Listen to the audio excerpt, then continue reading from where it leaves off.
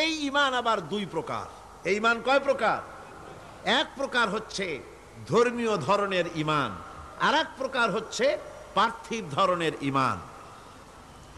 এখন ধর্মীয় ধরনের ঈমান যেটা, সেটা হলো আল্লাহ, পরকালে বিশ্বাস করা, পরকালে জবাবদেহিমূলক জীবন যাপন করা, নবীর জীবন আদর্শকে মেনে চলা, রিসালাতকে মেনে চলা, এগুলি হলো ধর্মীয় ধরনের ঈমান। আর পার্থিব ধরনের ঈমান হচ্ছে এখানে না আছে আল্লাহ, না আছে পরকাল, না আছে কোনো কিতাব, না আছে কোনো ফেরেশতা, না আছে কোনো রসুল, না আছে চরিত্রের কোনো বালাই, না আছে এখানে কোনো কিছু। এখানে মৌলিক চরিত্র গঠনের শিক্ষা দীক্ষা এখানে কিছুই নাই। এখানে আছে দুনিয়া কা মজা লে লো, দুনিয়া তুমহারি হ্যায়, ইট ড্রিঙ্ক অ্যান্ড বি মেরি, খাও পান করো আর ফুর্তি করো, টু ফুর্তি নো চিন্তা। এই হলো পার্থিব ঈমানের নমুনা। এখন পার্থিব ঈমানে যারা ঈমানদার, তাদের ঈমানের চারটা ভাগ, তাদের মাবুদ হচ্ছে চারজন।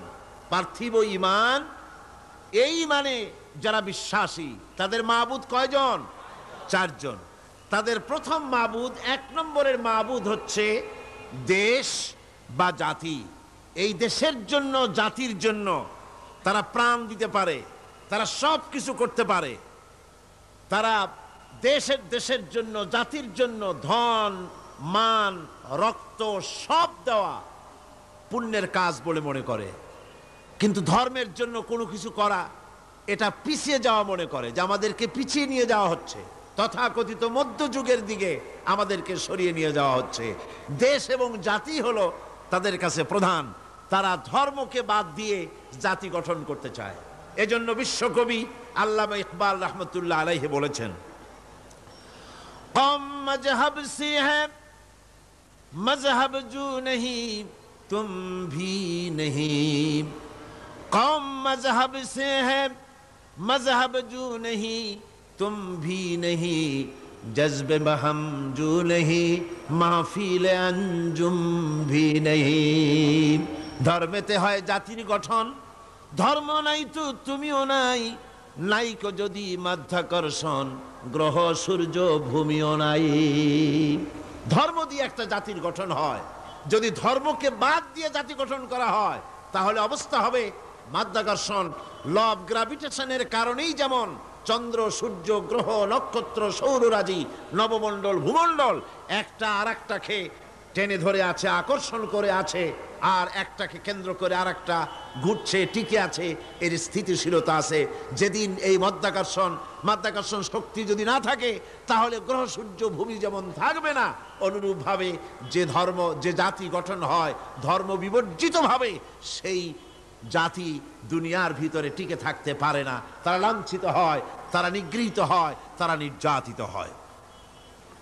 আল্লামা ইকবাল আরো সুন্দর করে বলছে, इन ताज़ा खुदाओं में बड़ा सबसे वो वतन है, इन ताज़ा खुदाओं में बड़ा सबसे वो वतन है, जो पिरहन इसका है वो मजहब का काफन है। এদের কাছে এই পার্থিব ঈমানদার যারা, তাদের কাছে যে তাদের এই যে দেশ এবং জাতি, এই দেশ এবং জাতির জন্য স্বাদেশিকতার জন্য, কওমের জন্য যেটা তারা করে, এটা ধর্মের জন্য কাফন হয়ে যায়। অর্থাৎ তারা যেভাবে দেশ এবং জাতির পূজা করে, এতে করে ধর্মকে কাফন পরিয়ে দেওয়া হয়। সেই জন্যে ধর্ম, জাতি গঠন হতে পারে না যদি ধর্ম না থাকে। পার্থিব ঈমানে যারা ঈমানদার, তারা ধর্ম বিবর্জিত ভাবেই তারা দেশ এবং কওমকে তারা মর্যাদা দেয়। দেশের পানির ব্যাপারে, নদীর ব্যাপারে, গাছের ব্যাপারে, তরুলতার ব্যাপারে, সূর্যের ব্যাপারে অনেক গান রচনা করতে পারে। তাদের কবিতা শক্তি উচ্চারিত হতে থাকে, সুন্দর সুন্দর কবিতা সাহিত্য তারা লেখে। কিন্তু পার্থিব ঈমানদার ব্যক্তি যারা, পার্থিব ঈমানে যারা বিশ্বাসী, তাদের তৃতীয় খোদা হলো তাদের দেশের আইন। এই আইনকে তৈরি করে তারা নিজেরা, একে পূজাও করে তারা নিজেরা, একে জোড়াতালি দিয়ে টিকেও রাখে তারা নিজেরা। এই আইন তারা নিজেরাই তৈরি করে আর জোড়াতালি দিয়ে বাঁচায় রাখার চেষ্টা করে। যেমন বাংলাদেশের সংবিধান, এটি একটি আইন। এই সংবিধান তৈরি হয়েছে 1900 কত সনে? বলেন 1900 কত সনে? 1972 সালে বাংলাদেশের সংবিধান তৈরি হলো। বাংলাদেশের সংবিধান কতবার জোড়াতালি দেওয়া হয়েছে বলেন? তাও জানেন না মনে হয়। 12 বার। 12 বার বাংলাদেশের সংবিধানকে অ্যামেন্ডমেন্ট করা হয়েছে, জোড়াতালি দেওয়া হয়েছে, সংযোজন করা হয়েছে। এই আইন তৈরি করে তারা, জোড়াতালি দিয়ে বাঁচায়ও রাখে তারা। আমি বলে থাকি, যদি এই রেটে, এই রেশিও অনুযায়ী যদি জোড়াতালি দেওয়া চলতে থাকে, প্রতি 22 বছরে 12 বার অ্যামেন্ডমেন্ট করা হবে, তাহলে 70-80 বছর যেতে না যেতে এই সংবিধানের অরিজিনালিটি থাকবে। কম্বলের লোম বাঁচতে বাঁচতে আসল কম্বলের অস্তিত্বই শেষ হয়ে যাবে। এবার আপনারা বলেন, কোরআন শরীফ আল্লাহর এক সংবিধান। এই কোরআন শরীফটা কি? আল্লাহর এক সংবিধান। নাজিল হয়েছে কতদিন?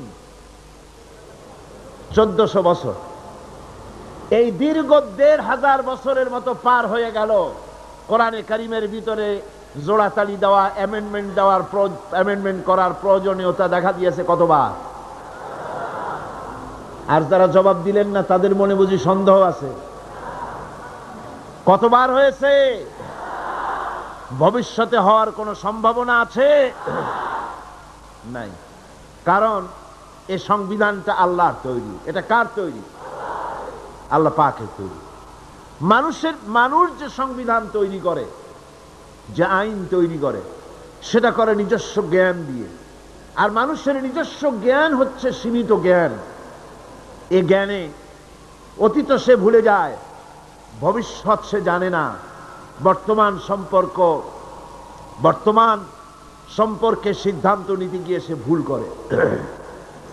কিন্তু আল্লাহ রাব্বুল আলামিন তিনি এমন এক সত্তা, যার কাছে অতীত কাল বলে কোনো কাল নাই, যার কাছে ভবিষ্যৎ কাল বলে কোনো কাল। আল্লাহর কাছে সবটা কাল কি? বলেন না, সবটা কাল কি? বর্তমান।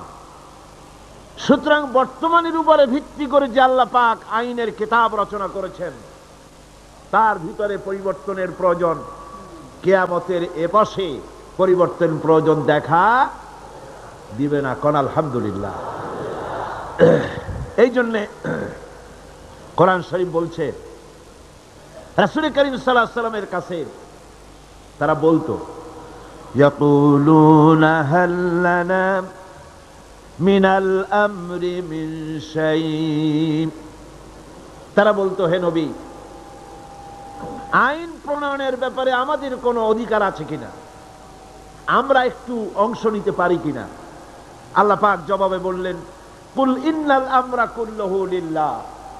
বলে দাও, আইন প্রণয়নের ব্যাপারে, হুকুম পরিচালনার ব্যাপারে সবটা এখতিয়ার কেবলমাত্র কার? জোরে সরে বলেন, কার? আল্লাহ পাকের। কারণ এই পৃথিবীতে মানুষের কাছে আইন তৈরি করার মতো একটা গুরুত্বপূর্ণ বিষয় মানুষের হাতে ছেড়ে দেওয়া যায় না। ওই মানুষের হাতে যারা স্বার্থপরতায় ভোগে, যাদের মন সংকীর্ণ, যারা সামান্য জিনিস নিয়ে স্বার্থপরতায় ভোগে, তারা এত বড় কাজ করতে পারে না। যদি আইন তৈরি করার দায়িত্ব তাদের দেওয়া হয়, তাহলে সর্বপ্রথম তারা আইন তৈরি করবে নিজেদের ভাষার স্বার্থে, দলের স্বার্থে, দেশের স্বার্থে, অঞ্চলের স্বার্থে, তারপরে করবে অন্য মানুষের জন্য।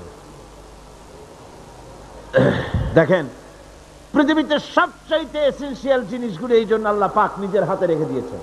যেমন পানি, অক্সিজেন, বাতাস, এগুলি আল্লাহ নিজের হাতে রেখেছে। কারণ মানুষ তো আল্লাহ সৃষ্টি করেছেন, আল্লাহ জানেন এদের দুর্বলতা কোথায়। এরা মোটে সুযোগ পায় না, সুযোগ একটু পেলেই বলে ভাতে মারবো, পানিতে মারবো। আর এদের হাতে যদি আইন তৈরি করার দায়িত্ব দিয়ে দেওয়া হয়, আর এই সব গুরুত্বপূর্ণ জিনিস যদি তাদের হাতে তুলে দেওয়া হয়, তাহলে ক্ষমতায় যেতে পারলে তারা বিরোধী দলকে বলবে, আমাদের দলে না আসা পর্যন্ত, আমাদের বশ্যতা স্বীকার না করা পর্যন্ত বাতাস দেব না, অক্সিজেন দেব না, পানি দেব না।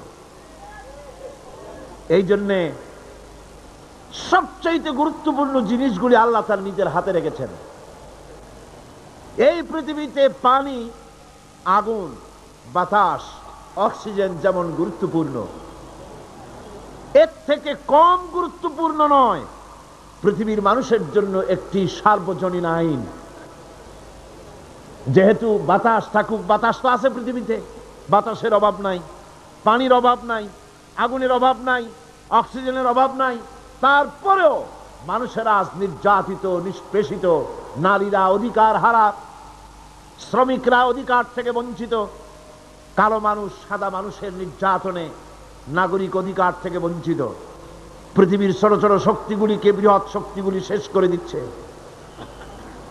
সুতরাং আইনের মতো এই গুরুত্বপূর্ণ একটি বিষয় আল্লাহ পাক নিজের হাতে রেখেছেন।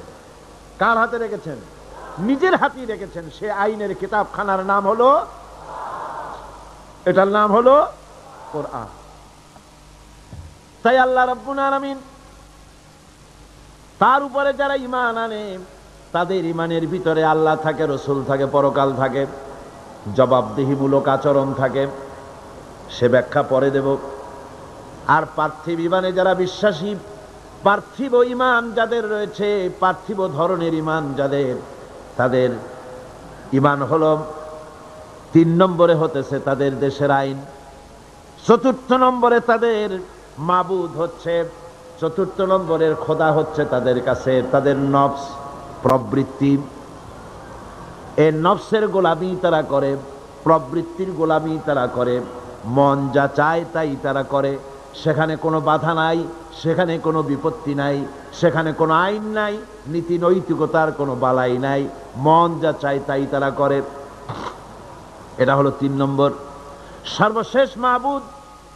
4র্থ নম্বরের মাবুদ যেটা তাদের, তা হলো তাদের হিকমত এবং বিচক্ষণতা।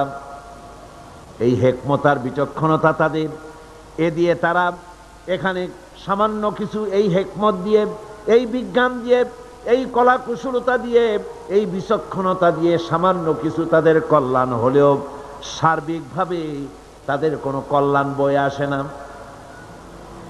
এই 4 ধরনের মাবুদের উপরে বিশ্বাস থাকার কারণে তাদের নীতি নৈতিকতার সকল দরজা বন্ধ হয়ে যায়। তারা নিজের জ্ঞান, নিজের দেশ, নিজের আইন, নিজের জাতি, এর উপরে বিশ্বাস থাকে বলে তাদের ঊর্ধ্বতন এমন কোন ক্ষমতা, এমন কোন ক্ষমতাবান কেউ নাই বলে তাদের বিশ্বাস, যার কাছে তাদের জীবনের কোনো কিছুর হিসাব দিতে হবে। এই জন্য জবাবদেহিমূলক জীবনযাপন তারা করে না। আর করে না বলেই সেখানে সন্ত্রাস, হানাহানি, জেনা, ব্যভিচার, সমকামিতা, শয়তানি, বদমাশি, লুটতরাজি, এমন কোনো কাজ নাই যা সেসব দেশে হয় না। এখন ঈমান এটা কোনো মৌখিক দাবির বিষয় নয়। ঈমান এনেছি এ কথা বললেই সারবে না।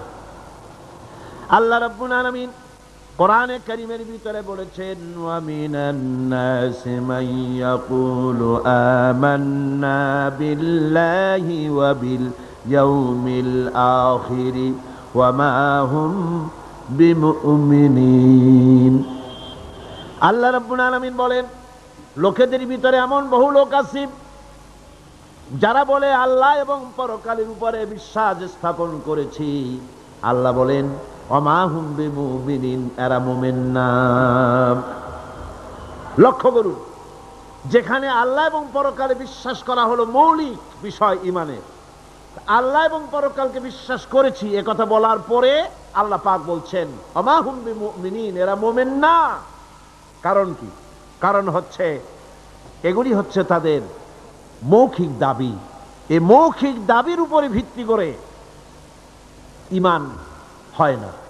পরিপূর্ণ ঈমান হচ্ছে যে আল্লাহর উপরে বিশ্বাস করা হচ্ছে, সেই আল্লাহর আইনকে, আল্লাহর হুকুম এবং আহকামকে জীবনের সকল ক্ষেত্রে মেনে চলাই হচ্ছে পরিপূর্ণ ঈমান।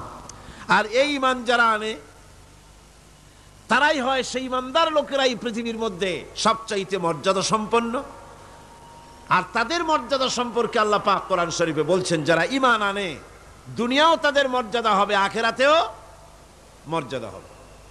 আল্লাহ রাব্বুল আলামিন বলেন, জাযাউহুম ইনদা রাব্বিহিম জান্নাতু আদনিন তাজরি মিন তাহতিহাল আনহার খালিদিনা ফিহা আবাদান।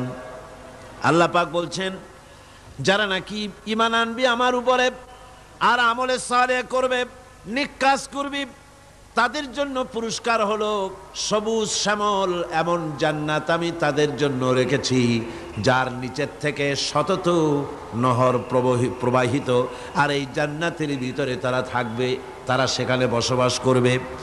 রাদিয়াল্লাহু আনহুম ওয়া রাদু আনহু, আল্লাহ পাক তাদের উপরে সন্তুষ্ট, যারা ঈমান এনেছে, যারা ঈমানের উপরে থেকেছে তাদের উপরে আল্লাহ সন্তুষ্ট, আর তারাও আল্লাহ রব্বুল আলামিনের উপরে সন্তুষ্ট।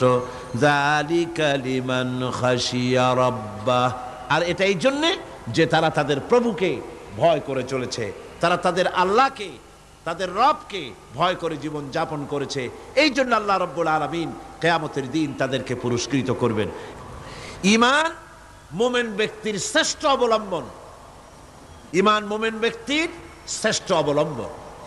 আল্লাহ পাক কোরআনে কারিমে বলেন, ফামান ইয়াকফুর বিত্তাগুতি ওয়া ইউমিন বিল্লাহি ফাকাদ ইসতামসাকা বিল উরওয়াতিল উসকা লা ফিসামা লাহা ওয়াল্লাহু সামিউন আলিম। আল্লাহ পাক বলেন, যে ব্যক্তি ফামান ইয়াকফুর বিত্তাগুত, তাগুতকে যারা অস্বীকার করেছে, যা কখনো তাদেরকে বিচ্ছিন্ন করবে না, ধ্বংস করে দিবে না। তাদেরকে কথাটা হলো, তাগুতকে প্রথমে অস্বীকার করা লাগবে। আল্লাহর উপরে ঈমান আনার আগে তাগুতকে অস্বীকার করতে হবে। আর তাগুত হচ্ছে সেই শক্তি, যে শক্তি শুধু নিজেই আল্লাহর আইন অমান্য করে না, বরং অন্যদেরকেও আল্লাহর আইন অমান্য করতে বাধ্য করে, তারাই হলো তাগুত। তা আমাদের অবস্থাটা কি? আমরা তাগুতের সাথে কম্প্রোমাইজ করে চলছি, আর আল্লাহর উপরেও ঈমান আনার কথা বলছি। কথা ঠিক কিনা বলেন? একদিকে আল্লাহর উপর ঈমান আনার কথা বলছি, আর একদিকে তাগুতের সাথে কম্প্রোমাইজ করছি। আল্লাহ বিরোধী আইন কানুন পৃথিবীতে যা আছে সেগুলিকে আমরা সমর্থন করে চলছি, আমরা বিরোধিতা করছি না। ফলে এই দুটি জিনিস একত্রিত হলে ঈমানের দাবি সঠিক হলো না। ঈমানের দাবি হলো এই, তাগুতকে অস্বীকার করতে হবে আর আল্লাহর প্রতি ঈমান আনতে হবে পরিপূর্ণভাবে। তাহলে আল্লাহ পাক বলেন, এমন কোনো জিনিস নাই যে তাকে ধ্বংস করে দিতে পারে, তাকে ক্ষতিগ্রস্ত করতে পারে। ঈমান ছাড়া সকল নেক আমল নষ্ট হয়ে যাবে। মানুষের নেক আমল, প্রত্যেক মানুষ কিছু না কিছু ভালো কাজ করে, ঈমান যদি না থাকে তাহলে এই ভালো কাজের কোনো মূল্য নাই। কোরআনে কারিমে রব্বুল আলামিন বলেন, কুল হাল নুনাব্বিউকুম বিল আখসারিনা আমালা আল্লাযীনা যাল্লা সা'য়ুহুম ফিল হায়াতিদ দুনিয়া ওয়া হুম ইয়াহসাবুনা আন্নাহুম ইউহসিনুনা সুনআ। আল্লাহ পাক বলেন, নবী আপনি বলুন, আমি কি তোমাদেরকে বলবো না এই কথা যে আমলের দিক থেকে সবচাইতে ব্যর্থ কোন ব্যক্তি, আমলের দিক থেকে ব্যর্থ ক্ষতিগ্রস্ত কোন ব্যক্তি, তা কি বলবো না? সেটা হলো এই দুনিয়ার চেষ্টা সাধনায় যারা সঠিক পথে চলার কথা মনে করে যারা ভ্রান্ত পথে চলেছে আর মনে করেছে এটাই আমরা ভালো কাজ করছি, কাজ করতেছে ফাসাদের কাজ, আর মনে মনে ভাবতেছে আমরা দেশ গড়ার কাজ করতেছি। যেমন পার্বত্য চট্টগ্রামে শান্তি বাহিনী নাম ওই বাহিনীর যারা মানুষ মারে, সমানে মানুষ জবাহ করে, বাড়িতে আগুন লাগায়, মানুষগুলিকে শান্তিতে বসবাস করতে দেয় না। এদের নাম হয়েছে কি? শান্তি বাহিনী। খেরাত কা নাম রাখ দিয়া জুনুন আর জুনুন কা নাম খেরাত। পাগলপনার নাম বুদ্ধিপনা, আর বুদ্ধিপনার নাম হলো পাগলপনা। কানার নাম পদ্মলোচন। এই কথাই এখানে প্রযোজ্য। নিজেরা কাজ করে তারা মনে করে যে আমরা এটা সমাজের জন্য, দেশের জন্য ভালো কাজ করতেছি। আসলে এই কাজটি ঈমানের উপরে না থাকার কারণে এ কাজগুলির দ্বারা দেশ এবং জাতি ক্ষতিগ্রস্ত হচ্ছে, আর তারা মনে করছে আমরা খুব ভালো কাজ করছি। এই যে ঈমান ছাড়া, আল্লাহকে খুশি করার নিয়ত ছাড়া যে কাজগুলি তারা করছে, ওদের সম্পর্কে রব্বুল আলামিন বলেন, উলাইকাল্লাযীনা কাফারু বিআয়াতি রাব্বিহিম ওয়া লিকাইহি ফাহাবিতাত আ'মালুহুম ফালা নুকিমু লাহুম ইয়াওমাল কিয়ামাতি ওয়াজনা। এরা হচ্ছে সেই সব লোক যারা আল্লাহর সঙ্গে দেখা করাকে অস্বীকার করেছে। আমি তাদের এই ঈমান না থাকার কারণে তাদের সমস্ত নেক কাজগুলিকে নষ্ট করে দেব, বরবাদ করে দেব, এবং তাদেরকে কিয়ামতের দিন কোনো গুরুত্বই দেওয়া হবে না।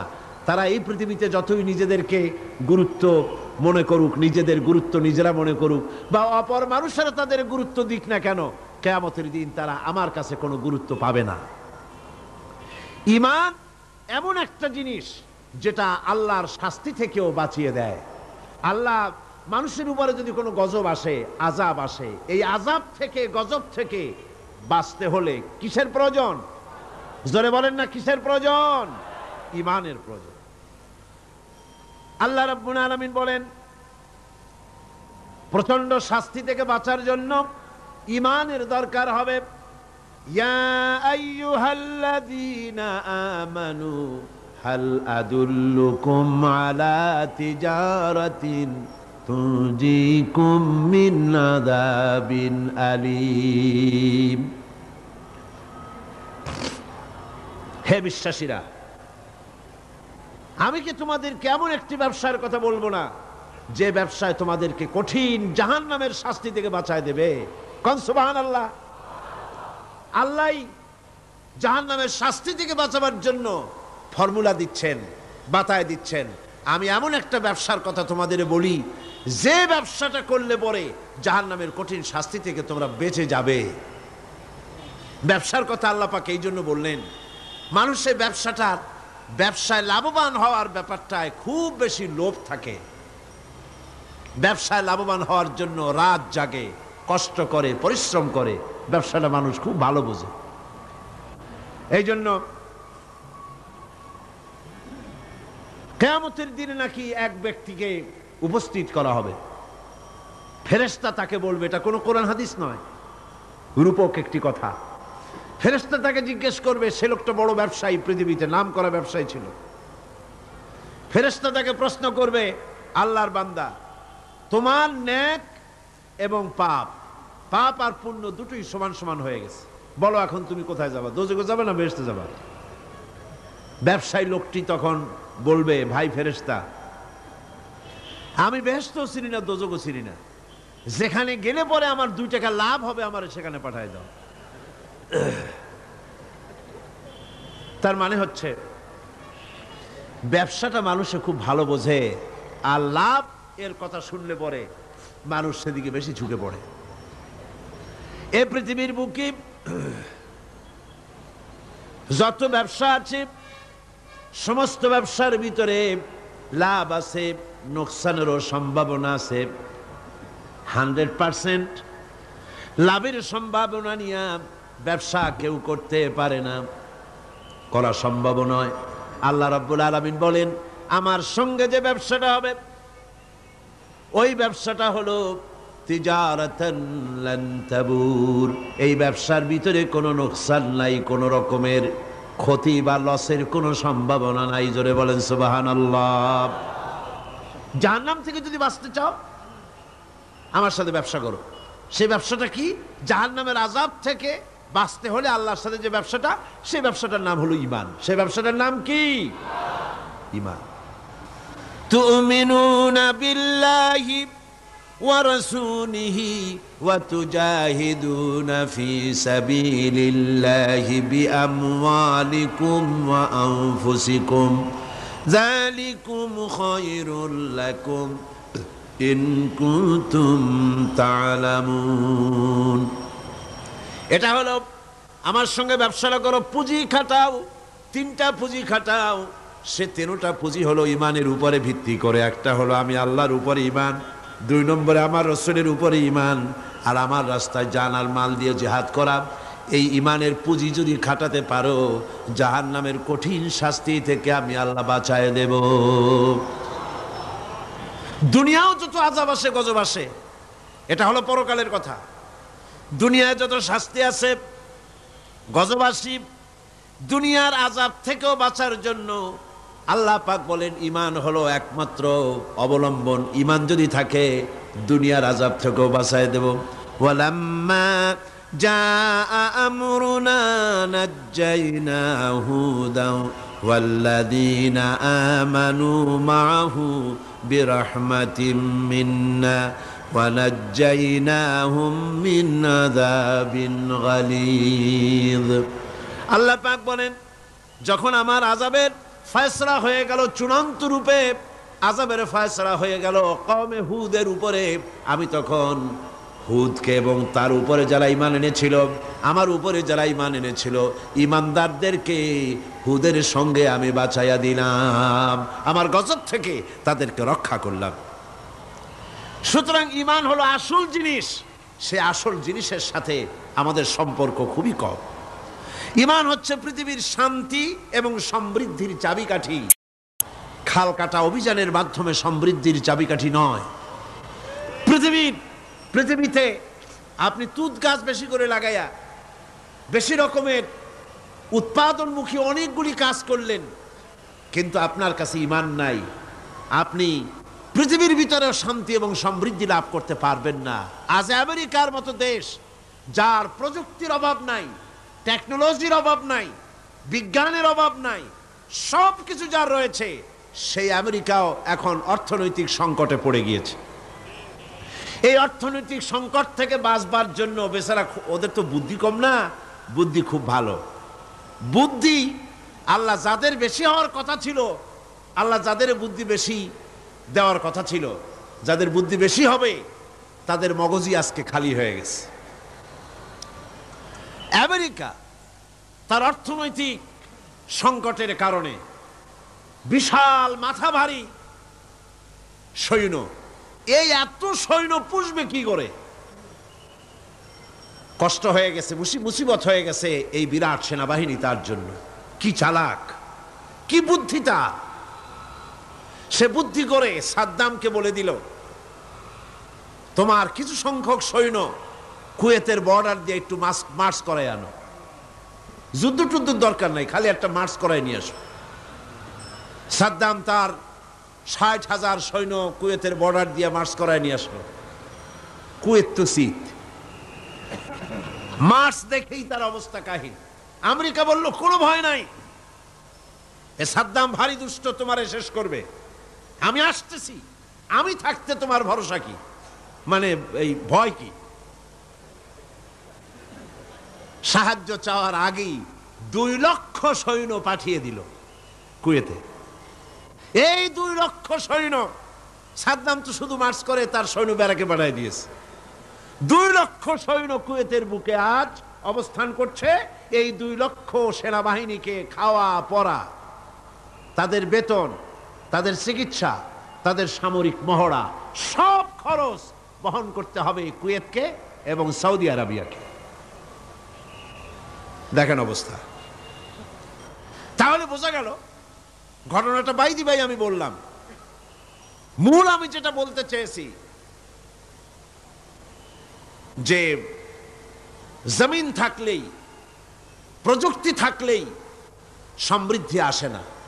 সমৃদ্ধির জন্য, স্বস্তির জন্য, স্থিতিশীলতার জন্য, সবকিছুর জন্য প্রয়োজন হচ্ছে ঈমান। সবকিছুর জন্য প্রয়োজন কি? ঈমান। ঈমানটা এলেই, জমিনটা তো আল্লাহর, জমিনটা কার?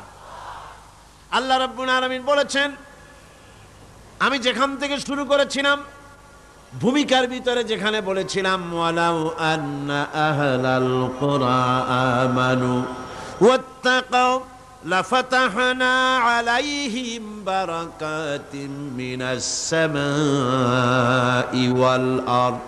আল্লাহ পাক বলেন, দেশের লোকেরা, জনপদের লোকেরা যদি আমার উপর ঈমান আনে আর আমাকে ভয় করার নীতি যদি অবলম্বন করে চলে, আল্লাহ দুইটা শর্ত দিলেন। জোরে বলেন, শর্ত দিলেন কয়টা?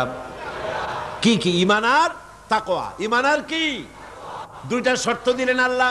বললেন, আমার উপরে যদি ঈমান আনো আর আমাকে ভয় করার নীতি যদি অবলম্বন করে চলো, লাফাতাহনা আলাইহিম বারাকাতিম মিনাস সামাই ওয়াল আরদ, তাহলে আকাশ আর জমিনের সব বরকতের দরজা আমি আল্লাহ খুলে দেব। খাবারের অভাব হবে না, আকাশ থেকে বৃষ্টি পড়বে, সার পড়বে। সার তো নতুন আবিষ্কার হয়েছে, এর আগে এই পৃথিবীতে সার কে দিয়েছেন? আল্লাহ রাব্বুল আলামিন দিয়েছেন, এখনো দিচ্ছেন। পৃথিবীর মাটিতে আমি এই মাটির বরকতের সব দরজা খুলে দেব। আমাদের দেশে কোনো জিনিসের অভাব নাই। ভোলায় গেছিলাম, ভোলা, বরিশাল, গ্রেটার বরিশাল, এর মধ্যে ভোলা এখন একটা জেলা। সেখানে শুনলাম তেলের কূপের সন্ধান পাওয়া গেছে, কিন্তু তেল উঠাইতে পারতেছে না। তেল আমাদের দেশেও আছে, আমাদের দেশেও তেল আছে, কোন আলহামদুলিল্লাহ। অনেক সম্পদ আছে। আল্লাহ পাক বলছেন, আমার উপরে যদি ঈমান আনো আর আমাকে ভয় করার নীতি যদি অবলম্বন করো, মাটির তলার তেল সবটুকুন বের করে দেব। আর যদি আমার উপর ঈমান না আনো, আমাকে যদি ভয় না করো, বরং আমাকেই যদি বৃদ্ধাঙ্গুষ্টি প্রদর্শন করে চলো, মাটির তেল উঠবে না, তোমাদের তেল বের করে ছাড়বো। এবার আমি বলবো, প্রত্যেকটি জিনিসের বিপরীত আর একটা জিনিস থাকে, থাকে না? থাকে কি না? যেমন রাতের বিপরীতে দিন, আকাশের বিপরীতে জমিন, অমাবস্যার বিপরীতে পূর্ণিমা, ভালোর বিপরীতে মন্দ, সত্যের বিপরীতে মিথ্যা, আবার সুন্নতের বিপরীতে বেদাত, তাওহীদের বিপরীতে শিরক। অনুরূপভাবে এই পৃথিবীতে ঈমানের বিপরীত আর একটা শব্দ আছে, যার নাম হলো কুফর। কাফেরের বন্ধু হলো, কাফেরদের বন্ধু হচ্ছে তাগুত। কাফেরের বন্ধু কারা? আল্লাহ পাক বলেন, ওয়াল্লাযীনা কাফারু আউলিয়াউহুমুত তাগুত ইউখরিজুনাহুম মিনান নূরি ইলাজ যুলুমাত। কাফেরদের বন্ধু হলো, কাফেরদের অভিভাবক, কাফেরদের নেতা, তারা হলো তাগুত। আর তাগুত হলো নিজেও আল্লাহর আইন মানে না, অন্যদেরকেও আল্লাহর আইন মানতে দেওয়ার, মানার সব পথ রুদ্ধ করে দেয়। ওর নাম হলো তাগুত। আল্লাহ বলেন, কাফেরদের বন্ধু হলো তাগুত। এই তাগুতেরা কাফেরদেরকে ইউখরিজুনাহুম মিনান নূরে ইলাজ যুলুমাত, এই আলো থেকে এদেরকে অন্ধকারের ভিতরে নিয়ে যায়। তাগুতেরা, তাগুত শক্তি কাফেরদেরকে আলো থেকে কোথায় নিয়ে যায়? অন্ধকারের ভিতরে নিয়ে যায়। আলো হচ্ছে ইসলাম। আলো কি? ইসলাম। আর অন্ধকার কি? মানুষের তৈরি করা মতবাদ। তাই এরা বলতে থাকে, পৃথিবীর এই সব মানুষেরা, এরা বলতে থাকে যে দেখো, ইসলাম হচ্ছে বহুত পুরানা জিনিস, এটার মধ্যে তেমন কিছু নাই। আসল হচ্ছে মুক্ত বুদ্ধি, মুক্তি চেতনা, মুক্ত চেতনা, মুক্ত বুদ্ধি, এগুলোর দিকেই মানুষকে তারা আকর্ষণ করে। নাস্তিক্যবাদের দিকে শয়তানের এই চেলারা নাস্তিক্যবাদের দিকে মানুষকে ঠেলে দিয়ে দেয়। নাউযুবিল্লাহি মিন যালিক। তারা মানুষকে জ্ঞানের নামে অন্ধকারের দিকে ঢুকিয়ে দেয়। তাদের কাছে যে জ্ঞান আছে, আমাদের দেশে যত বুদ্ধিজীবী আছে, আমি পাইকারি হারে সমস্ত বুদ্ধিজীবীদেরকে খারাপ বলি না। বুদ্ধিজীবী মাত্রই খারাপ নয়, যে সমস্ত বুদ্ধি কন্ট্রোল হয় ওহির জ্ঞান দিয়ে, সেই সব বুদ্ধিজীবীরা ভালো বুদ্ধিজীবী। আর যে সব বুদ্ধিজীবীরা ওহির জ্ঞানকে অস্বীকার করে নিজস্ব মন মস্তিষ্ক প্রচিত জ্ঞান দিয়ে মানুষকে জ্ঞান বিতরণ করতে চায়, ওরাই হলো তাগুতি শক্তি, ওরাই হচ্ছে নাস্তিক, ওরাই হচ্ছে মুরতাদ, যারা আল্লাহর জ্ঞানকে ওহির জ্ঞানকে অস্বীকার করে মুক্তি বুদ্ধি চর্চার নামে যারা মানুষের সামনে প্রচার করে নিজেদের মতবাদ। সৃষ্টি স্রষ্টাকে তৈরি করেছে, মানুষেরা বুদ্ধি করে চিন্তা ভাবনা করে একটা স্রষ্টা বানায়েছে। আসলে স্রষ্টা বলতে কেউ নাই, জোরে কর নাউজুবিল্লাহ। এরা নিজেদেরকে খুব বুদ্ধির ঢেকি মনে করে এক একজন। যেমন আবুল হেকাম মনে করত আবু জাহেলের নাম ওহী আসার আগে ওর নাম কি ছিল? আবুল হেকাম। আবুল হেকাম মানে বুদ্ধির বাপ। কিন্তু ওহির জ্ঞান যখন এসে গেল পৃথিবীতে তখন ওর নাম হলো কি? আবু জাহেল, মানে কি? মূর্খের পিতা। আজ যারা বুদ্ধিজীবীর নামে মুক্ত বুদ্ধি চর্চার নামে ইসলামের বিরুদ্ধে কথা বলছে, ইসলামের বিরুদ্ধে কথা বলতে পারাটাই যেন প্রগতিশীলতার একটা প্রমাণ। আল্লাহরে গালি দেওয়া, রসুলকে গালি দেওয়া, পৃথিবীতে এরকম আর কোথাও আছে বলে আমার মনে হয় না, বাংলাদেশে যেরকম আছে। হিন্দু লেখক, হিন্দু সাহিত্যিক, তারাও তাদের ভগবানকে, তাদের দেবতাদেরকে তারা তাদের সাহিত্যে গালি দিয়েছে, এমন সাহিত্য আমার সামনে পড়ে নাই। আপনারা দেখছেন কিনা আমি জানি না। খ্রিস্টানেরা তাদের গডকে, তাদের যিশুকে গালি দিয়ে তাদের সাহিত্যিক কবিরা কোন কবিতা সাহিত্য লিখেছে বলে আমার জানা নাই। কিন্তু এই সব মুসলমান নামের কুলাঙ্গার, মুসলমান নামের অযোগ্য, বুদ্ধিজীবী নামের কলঙ্ক, নর্দমার কীট জাতীয় এই সব লোকেরা আল্লাহকে অস্বীকার করেছে। বন্ধুগণ, দৃষ্টান্ত দিতে গিয়ে আমি এসব বুদ্ধিজীবীর দৃষ্টান্ত দিতে গিয়ে মওলানা রুমের সেই ঘটনাটা আমি শ্রোতাদেরকে শোনাই যে গাধার একটা পদচিহ্নের ভিতরে গাধা হেঁটে যাচ্ছিল রাস্তা দিয়া, নরম মাটিতে পায়ের চিহ্ন পড়ে গেছে, গর্ত হয়েছে, সেই গর্তের ভিতরে গাধা পেশাব করেছে, গর্তটা পরিপূর্ণ হয়ে গেছে গাধার পেশাবে। পিঁপড়া একটা যাচ্ছিল কোথাও, সে হাঁটতে হাঁটতে গাধার পেশাবের মধ্যে পড়ে গিয়েছে। সামান্য বাতাসে পানিটা নড়তেছিল। পিঁপড়া তখন নাকি বলতেছে যে ভূগোলের পাতায় পড়েছিলাম সেই পাঠশালার জীবনে, পৃথিবীতে নাকি আটলান্টিক নামক একটা মহাসাগর আছে। শেষ পর্যন্ত আমি সেই আটলান্টিক মহাসাগরেই পড়ে গেলাম। এই উত্তাল ঢেউ অতিক্রম করে কেমনে আমি কিনারায় যাব? কোত্থেকে যেন একটা শুকনা তেঁতুলের পাতা এসে পড়েছে গাধার পেশাবের ভেতরে। পিঁপড়া বহু কষ্ট করে ওই পাতার উপরে উঠে বসেছে। পাতাটি ঢেউয়ের তালে তালে সামনের দিকে এগিয়ে যাচ্ছে। পিঁপড়া এখন খুব দাম্ভিকতার সাথে, অহংকারীর সাথে পিঁপড়া বলছে, ইতিহাসের পাতায় পড়েছিলাম পৃথিবীতে নাকি টাইটানিক নামক বিরাট এক জাহাজের অস্তিত্ব ছিল। শেষ পর্যন্ত ভাগ্যের জোরে আমি সেই টাইটানিকের নাবিক হয়ে বসলাম। কি সাংঘাতিক! আমি আজ টাইটানিকের গর্বিত নাবিক, আর এই আটলান্টিকের উত্তাল ঢেউ পাড়ি দিয়ে চলছে আমি আমেরিকা আবিষ্কারের জন্য। গাধার পেশাবের ভিতরে তেঁতুলের পাতায় বসে পিঁপড়ার যে অহংকার, আমার দেশের তথাকথিত নাস্তিক মুরতাদ জাতীয় বুদ্ধিজীবীরা এর চাইতেও নিকৃষ্ট।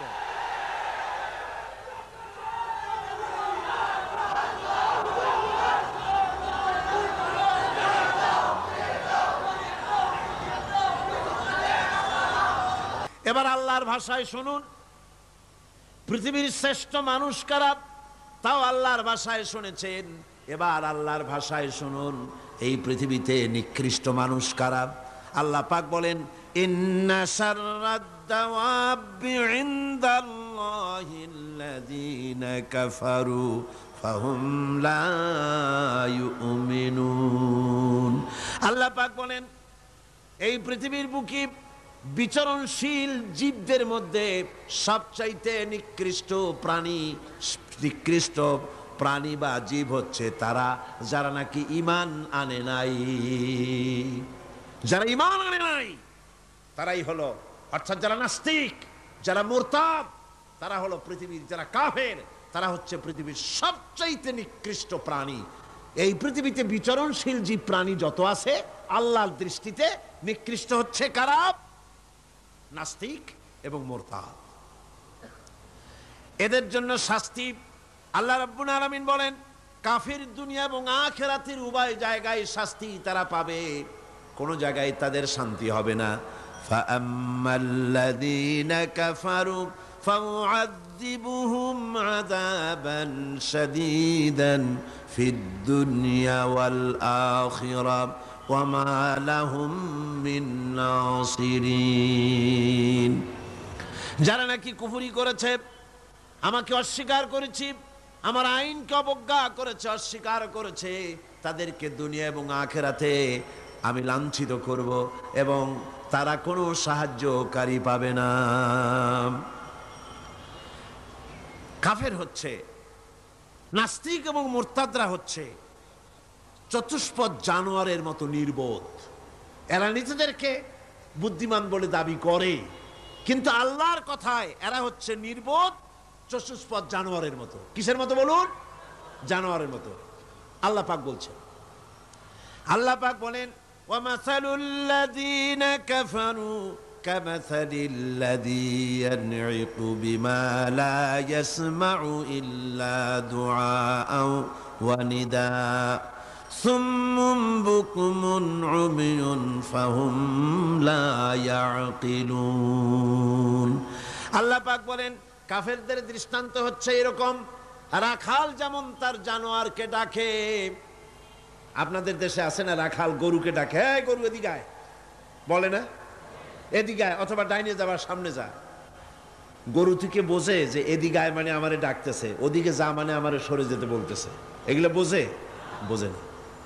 আল্লাহ পাক বলেন রাখাল যেমন চতুষ্পদ জানোয়ারকে ডাকে, জানোয়ার শুধু একটা আওয়াজ শোনে মাত্র, কিন্তু রাখাল কি বলে তা সে বুঝতে পারে না, শুধু একটা আওয়াজ শোনে। ও তো হলো বধির, ও হলো অন্ধ, ও হলো বোবা। অনুরূপভাবে যারা কাফের তারাও কোরআনের কথা শোনে, হক তারা দেখে, হকের আওয়াজ তারা শোনে, কিন্তু ওই চতুষ্পদ জানোয়ারের মতো একটা আওয়াজ শোনে, কি বলে তা তারা বোঝে না। অন্তর থাকতে, বিবেক থাকতে তারা হককে বোঝে না, চোখ থাকতে হককে দেখে না, কান থাকতে হকের কথা তাদের কানের মধ্যে ঢুকে মনের গহীনে বুঝে, মনের গহীনে পৌঁছে সেটার অনুসরণ তারা বোঝে না, চিন্তাও করে না। এদের অবস্থা হলো উলাইকা কাল আনআম, এরা হলো চতুষ্পদ জানোয়ারের মতো। আল্লাহ পাক বলেন শুধু জানোয়ার বললে হয় না, বালহুম আদাল, বরং জানোয়ারের চাইতেও নিকৃষ্ট। যারা নাকি কাফের, যারা নাস্তিক, যারা মুরতাদ, তারা জানোয়ারের চাইতেও নিকৃষ্ট, চতুষ্পদ জন্তুর চাইতেও খারাপ। কাফের নাস্তিক মুরতাদদের সারা জীবনের সাধনা নিষ্ফল। কোরআন বলছে, ভালো করে শোনেন, কোরআন বলছে যারা কাফের, ঈমান যারা আনে নাই, যারা নাস্তিক, যারা মুরতাদ, তাদের সারা জীবনের সমস্ত সাধনা সব কি? ব্যর্থ, নিষ্ফল। আল্লাহ পাক বলেন ওয়াল্লাযীনা কাফারু আ'মালুহুম কাসারাবিন বিকিআতিন ইয়াহসাবুহুল যামআনু মা হাত্তা ইযা জাআহু লাম ইয়াজিদহু শাইআ। আল্লাহ পাক বলেন কাফেরদের আমল হলো এরকম, যারা নাকি আমাকে অস্বীকার করেছে তাদের আমল, তাদের কাজগুলি অবস্থা এমন যেমন মরুভূমির ভিতরে মরুচারীরা পথ চলতে গিয়ে দূরে দেখতে পায় পানি আছে, মনে করে পানি মনে করে তার কাছে যায়। যখন কাছে চলে গেল, যারে পানি মনে করেছিল, হাত্তা ইযা জাআহু লাম ইয়াজিদহু শাইআ, যাকে পানি মনে করেছিল কাছে গিয়ে দেখলো কিছুই পেল না, পানি নাই। আছেন এরকম? মরীচিকা বোঝেন? এই যে চৈত্র মাস, বৈশাখ মাসের যখন প্রচন্ড রোদ হয়, তখন পিচ ঢালা রাস্তার উপরে দেখবেন দূরের থেকে মনে হবে যেন পানি চিকচিক করছে। আসলে কি পানি? না। মরুভূমির উপরে পথ চলতে গিয়ে ওইরকম দেখা যায়, বিরাট জলাশয়, মনে হবে অনেক পানি আছে ওখানে। যখন কাছে যায়, কাছে গিয়ে প্রাণান্ত হয় ওখানে গিয়ে পানিটা পান করার জন্য। আল্লাহ বলেন কাছে যখন যায়, হাত্তা ইজা জাহু লাম ইয়াজিদহু শাইয়া, কাছে গিয়ে তখন কিছুই পায় না। এইভাবে মরীচিকার বেত মরীচিকা দেখে মরুচারীরা যেমন পানির জন্য ছুটে যায়, পানি পায় না, প্রাণান্ত হয়ে যায়, কাফির বেঈমান নাস্তিক মুরতাদরা তাদের সমস্ত জীবনের আমলগুলি এভাবে নিষ্ফল, কোনো দাম নাই, কোনো মূল্য নাই। তারা নিজেদের তৈরি করা মতবাদকে শান্তি আছে বলে মনে করে, শেষ পর্যন্ত দেখে কিছুই নাই। যেমন কমিউনিজম ৭২ বছর ধরে পৃথিবীকে কিছুই দিতে পারে নাই, জ্বালা দিয়েছে, যন্ত্রণা দিয়েছে, কষ্ট দিয়েছে, হতাশা দিয়েছে, ক্ষুধা দিয়েছে, দারিদ্র দিয়েছে, নির্যাতন করেছে, নিষ্পেষণ করেছে, এর জন্য ভালো কিছুই করতে পারে নাই। বলেন পেরেছে নাকি? কি বলেন পেরেছে? সুতরাং এভাবে করি ওরা মনে করে ভালো, আসলে তো ভালো না। আসল ভালো তো আল্লাহ রাব্বুল আলামিন যেটা বান্দার জন্য করেন, এর থেকে ভালো আর কিছু হতে পারে না। কি বলেন? পারে? পারে না। সুতরাং আজকে মূল ব্যাপারটা হলো এই যে নাস্তিক এবং মুরতাদ সবচাইতে পৃথিবীর কপাল পোড়া। এরা সব বিশ্বাস করে কিন্তু আল্লাহর বিশ্বাস করে না। কন্যা উজবিল্লাহ। আমি বুঝি না যে এদের মাথায় কি ঘিলু আছে কি নাই। একটা মাইক দেখলে, এই যে বিরাট মাইকগুলি আমার সামনে, অনেকগুলি মাইক আমার সামনে আছে, দেখলে কি মনে হয়? যেটা এমনি এমনি হয়েছে? বলেন আপনারা, কি মনে হবে? এমনি এমনি হয়েছে? এই বিশাল প্যান্ডেল দেখলে কি মনে হয়? যে কয়েকজন আলেম এখানে বসে কি একটা দোয়া দুরুদ পড়ে ফু দিছে আর অমনি প্যান্ডেলটা হয়ে গেছে। এই যে আলোয় ঝলমলে বিশাল মাহফিল, কি মনে হয় যে কেউ ফু দিল আর অমনি হয়ে গেল? এই ছোট্ট ঘড়িটা দেখলে কি মনে হয়? এমনি এমনি হয়েছে? ছোট্ট একটি ঘড়ি দেখলে মনে হয় কেউ বানিয়েছে, টেবিল দেখলে মনে হয় কেউ বানিয়েছে, মাইক দেখলে মনে হয় কেউ বানিয়েছে, এতটুকুন একটা প্যান্ডেল দেখলে মনে হয় কেউ বানিয়েছে। কিন্তু দুর্ভাগ্যের বিষয়, তথাকথিত বুদ্ধিজীবী আর এই নাস্তিক মুরতাদগুলি এমনই কপাল পোড়া, ওই বিশাল আকাশ দেখার পরে মনের ভিতরে তারা এটা বোঝে না যে এর পেছনে একজন স্রষ্টা আছে, যার নাম আল্লাহ রাব্বুল আলামিন। তারা বলে আকাশের স্রষ্টা নাই, জমিনের স্রষ্টা নাই, মানুষের স্রষ্টা নাই, সব নাকি এমনি এমনি হয়েছে। যেরকম নাউজুবিল্লাহ। এই চিন্তার সংকীর্ণতা, এই জন্য কাফেরদের কোন জায়গায় তাদের জীবনের সমস্ত আমালগুলি বরবাদ হয়ে যাবে।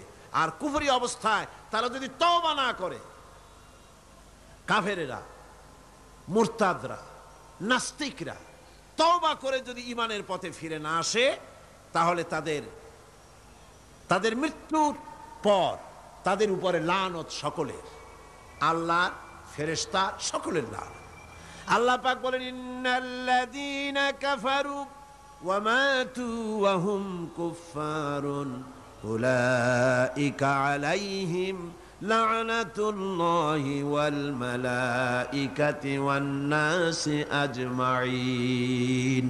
যারা নাকি কাফের, আমাকে অস্বীকার করেছি, আমার আইনকে অস্বীকার করেছে, আমার সঙ্গে বিদ্রোহিতা পোষণ করেছে, আর এই অবস্থায় যদি তার মৃত্যু হয়ে যায় কুফরি হালতে, তাহলে আল্লাহ, ফেরেশতা এবং সমস্ত সৃষ্টিকুলের লানত তার উপরে। জোরে কর নাউজুবিল্লাহ।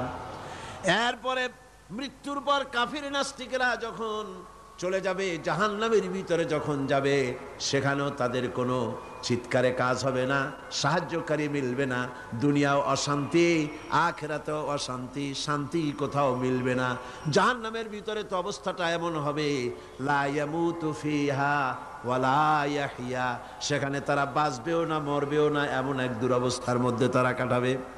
সেখানে বসে তারা ওয়াহুম ইয়াস্তারিখুনা ফিহা রব্বানা আখরিজনা না'মাল সালিহান গায়রাল্লাযী কুন্না না'মাল। সেই জাহান্নামের ভিতরে বসে তারা চিৎকার করবে আর বলবে, রব্বুল আলামিন, মেহেরবানি করে আমাদের কি আর একবার জমিনে পাঠায় দাও, এইবার যদি পৃথিবীতে ফিরে যেতে পারি ভালো ভালো কাজ করব, অন্যায় কাজ আর করব না, সুবিশাব হয়ে যাব, নামাজ পড়ব, দিনদার হব, ইমানদার হব। আল্লাহ বলবেন আওয়ালাম নুআম্মিরুকুম, আমি কি হায়াত দিয়েছিলাম না? করলে তার ভিতরে বহুত কিছুই করতে পারতে, আর তোমাদের কাছে সতর্ককারীও এসেছিল, তা তোমরা মানো নাই, ঈমান আনো নাই। আজকে চিৎকার মেরে কোনো কাজ হবে না। ফাযুকু ফামা লিয-যালিমিনা মিন নাসীর, এই পাপের শাস্তি এখন ভোগ করতে থাকো, তোমাদের জন্য কোনো সাহায্যকারী তোমরা পাবে না, কোনো সাহায্যকারী পাবে না। জাহান্নামের আগুনই একমাত্র তোমাদের স্থান। জোরে কর নাউযুবিল্লাহ, জোরে বলেন নাউযুবিল্লাহ। কাফেররা দৃশ্যত যদি কোনো ভালো কাজ করেও তা কখনো মুমিনদের কাজের সমান হবে না।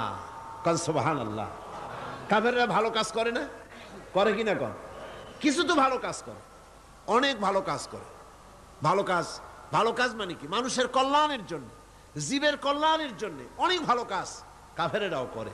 কিন্তু কাফেরদের ভালো কাজ কখনো মুমিনের ভালো কাজের সমান হবে না। আল্লাহ রাব্বুল আলামিন বলেন আজআলতুম সিকায়াতাল হাজ্জ ওয়া ইমারাতাল মাসজিদিল হারামি কামান আমানা বিল্লাহি ওয়াল ইয়াউমিল আখির ওয়া জাহাদা ফি লিল্লাহি লা ইয়াস্তাউনা ইনদাল্লাহ। আল্লাহ পাক বলেন হাজীদের পানি পান করায়াম আর